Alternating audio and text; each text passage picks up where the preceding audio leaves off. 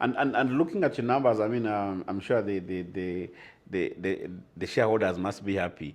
But then sometimes, as a customer of financial institutions, sometimes when I'm looking at some of these results, I'm like, these guys are making money.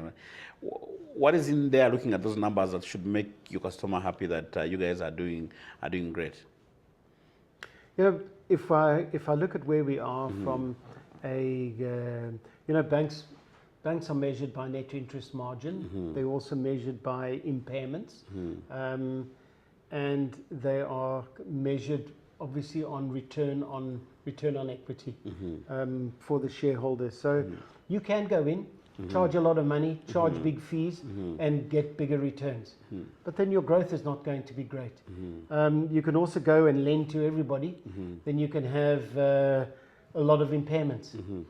Our job was, as leaders within the organization, with the support of our board, is taking that direction, and making sure that we can get the balance right, that we can make it cost effective for our clients, which keeps them attractive, keeps them engaged, and then weigh up our cost of credit, and ensure that we don't make impairments. And we've seen our impairments are now, below 3% on a gross basis. On a net basis, we forecast this year that we'll be below 1. Which then allows us to, when you have that under control, because the higher your impairments, the higher your costs are to your customer, in terms of recovering from those impairments. So if we're in that position, it allows us to expand our risk appetite, which is what we've just done. So going into 2026 and beyond, we've been able to take more risk in more areas.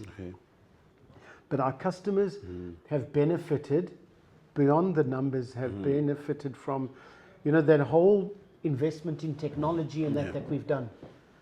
It's all about, have we made it easier for our customers to do business?